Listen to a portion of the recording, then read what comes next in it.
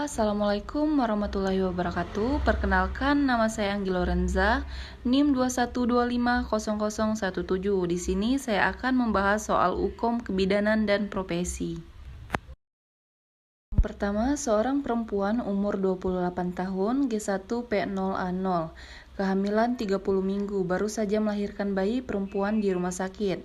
Hasil pemeriksaan, berat badan 2100 gram, suara merintih saat ekspirasi, tubuh bayi sianosis, ada dinding dada. Pernapasan 72 kali per menit, suhu 36,5 derajat Celcius, nadi 110 kali per menit. Apakah diagnosis yang tepat pada kasus tersebut? A. Asma, B. ISPA, C. Bronchopneumonia, D. Asphyxia neonatum, C. Respiratory distress syndrome. Jawabannya yaitu E. Respiratory distress syndrome.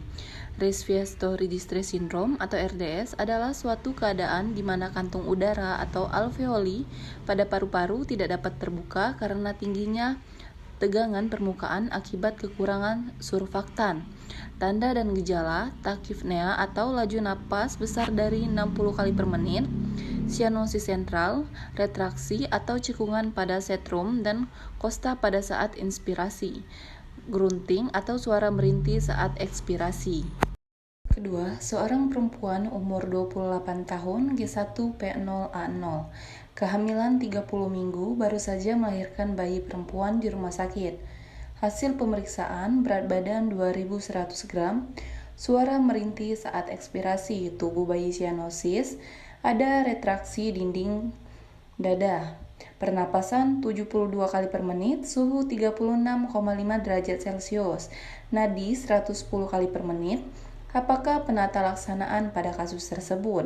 A. Pemberian cairan infus, B. Pemberian obat mata, C. Pemberian antibiotik, D. Pemberian oksigen, E. Pemberian nutrisi. Dari soal tersebut, jawabannya yaitu D. Pemberian oksigen.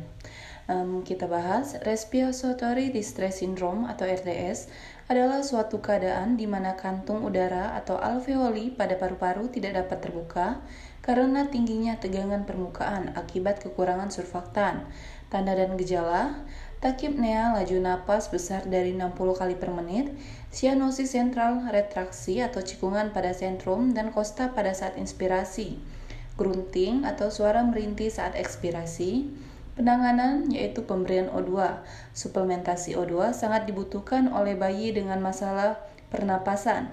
Pemberian O2 harus cermat dengan mempertimbangkan cost and benefit. Perlu pemantauan saturasi 0Z atau tekanan 0,2 arteri berdasarkan interpretasi dan penilaian bayi sesak pada skor Down. Dinyatakan bahwa 1 skor 4 atau distress pernapasan ringan memerlukan O2 nasal atau headbox. 2. Skor 4-6 atau distress pernapasan sedang memerlukan nasal CPAP. 3.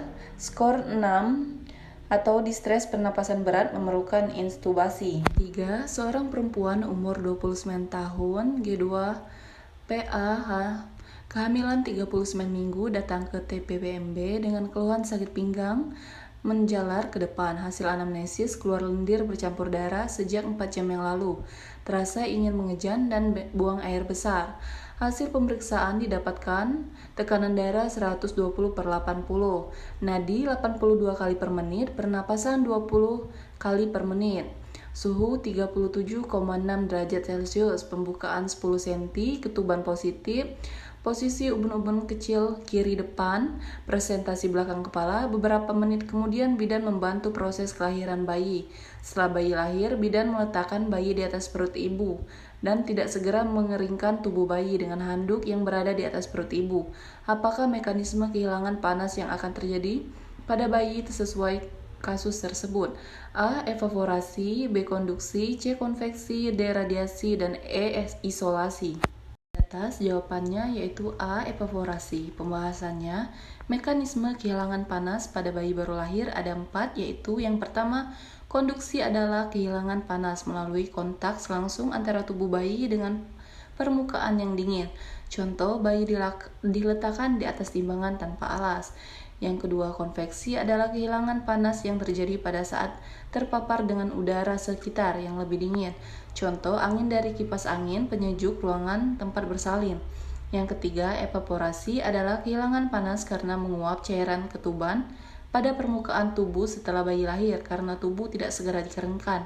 Yang keempat, radiasi adalah kehilangan panas yang terjadi pada saat bayi ditempatkan dengan benda yang temperatur lebih rendah dari temperatur tubuh bayi.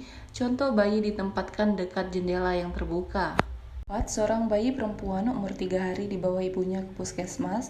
Hasil pemeriksaan fisik didapatkan kulit bayi berwarna kuning, bilirubin indeks 7 mg, bayi sudah mengeluarkan mekonium berwarna kuning kehijauan 6 jam setelah lahir. Apakah diagnosis yang tepat pada sesuai kasus tersebut? A. Obstruksi biliaris, B. Ikterus fisiologis, C. Cirrosis hepatis, D. Crohn icterus, E. Hepatitis. Jawabannya yaitu B. Ikterus fisiologis. Pembahasannya, ikterus adalah salah satu keadaan yang hampir menyerupai penyakit hati yang dialami bayi baru lahir akibat terjadinya hiperbilirubinemia. Bilirubin pigmen berwarna orange kuning yang terbentuk secara alami sebagai hasil dari pemecahan sel darah merah yang sudah tua. Ikterus terbagi menjadi dua, yaitu yang pertama, fisiologis, terjadi pada hari kedua dan ketiga setelah lahir. Kadar bilirubin indeks kurang dari 10 pada neonatus cukup bulan dan kurang 12,5 mg. Pada neonatus kurang bulan akan kehilangan pada 10 hari pertama. Yang kedua, patologis, yaitu terjadi pada 24 jam pertama setelah lahir. Kadar bilirubin indeks kurang dari 10 mg pada neonatus cukup bulan dan kurang dari 12,5 mg pada neonatus kurang bulan, menetap sesudah 2 minggu pertama. 5. Seorang bayi perempuan umur 1 tahun dibawa ibunya ke puskesmas dengan keluhan demam sejak 3 hari yang lalu. Hasil anamnesis, bayi rewel, tidak ada batuk pilek, menyusui kuat. Hasil pemeriksaan, berat badan 8,5 kg, panjang badan 75 cm, suhu 37,8 derajat Celcius, pernapasan 30 kali per menit, tampak ruam merah kecoklatan di sekitar telinga, kepala dan leher, mata tidak merah, tidak ada luka pada mulut. Apakah asuhan yang tepat diberikan pada kasus tersebut? A. Pemberian salep mata, B. Pemberian antipiretik, C. Pemberian antibiotik, D. Pemberian vitamin A, E. Rujuk ke rumah sakit. Jawabannya D. Pemberian vitamin A. Pembahasan pada kasus tersebut, bayi perempuan menunjukkan gejala campak dan belum terjadi komplikasi. Rencana asuhan yang tepat adalah pemberian vitamin A 1 dosis sesuai dengan panduan MTBS.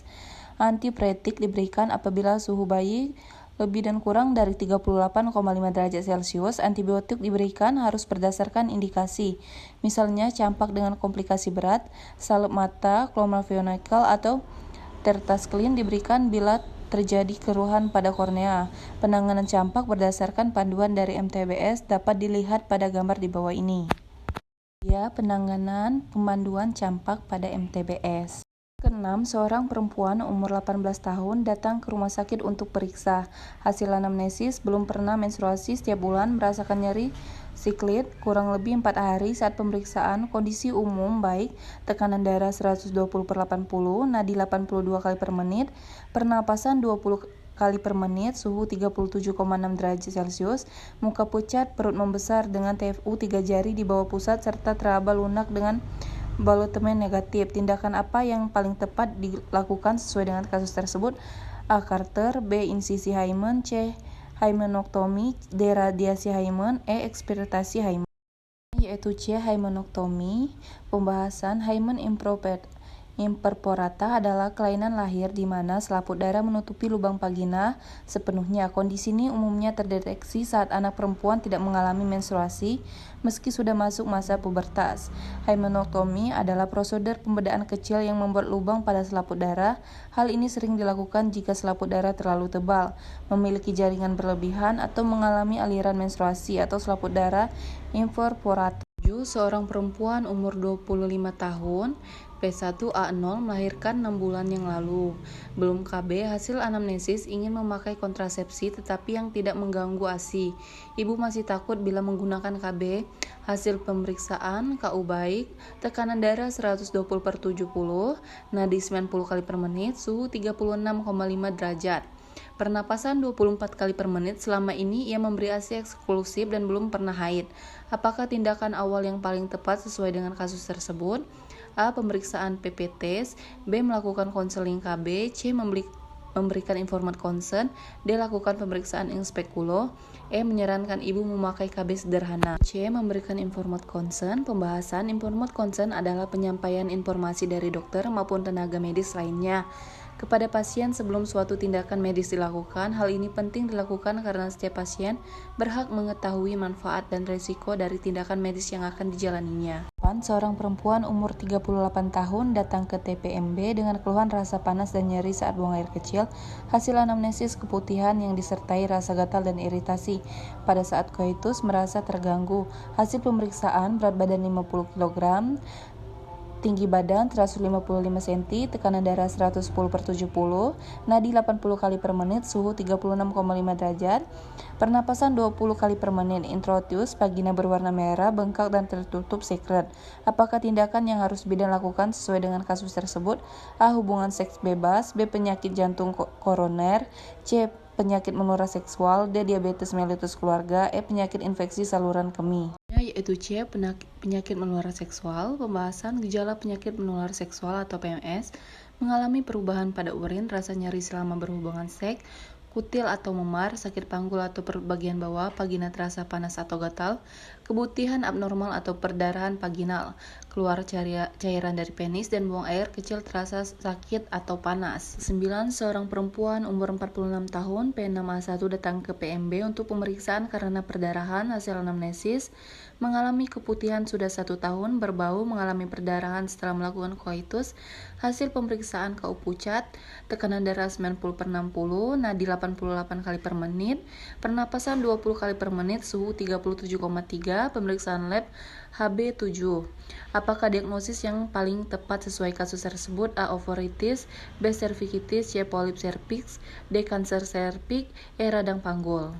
D. Kanker serviks. Pembahasan gejala awal kanker serviks yaitu pendarahan abnormal pada vagina, keputihan yang abnormal, nyeri ketika sedang berhubungan intim, frekuensi buang air kecil meningkat, tubuh menjadi mudah lelah. Pastikan melakukan pap smear, hindari aktivitas seks yang beresiko. 10. Seorang perempuan umur 46 tahun P6A1 datang ke PMB untuk pemeriksaan karena perdarahan. Hasil anamnesis: mengalami keputihan hampir 1 tahun, berbau, mengalami perdarahan setelah melakukan koitus. Hasil pemeriksaan KU pucat, tekanan darah 90/60, nadi 88 kali per menit, pernapasan 20 kali per menit, suhu 30 derajat Celcius. Pemeriksaan HB7. Apakah tindakan yang paling tepat dilakukan sesuai dengan kasus tersebut?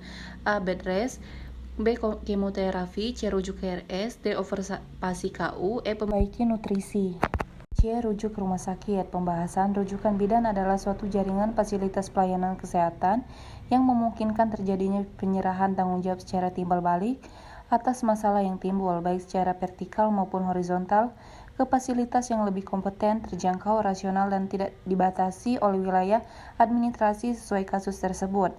Ada pengobatan utama untuk mengobati kanker serviks yaitu operasi, terapi, radiasi, dan kemoterapi. Semua tindakan itu dilakukan di rumah sakit, jadi bidan hanya bisa melakukan rujukan ke rumah sakit.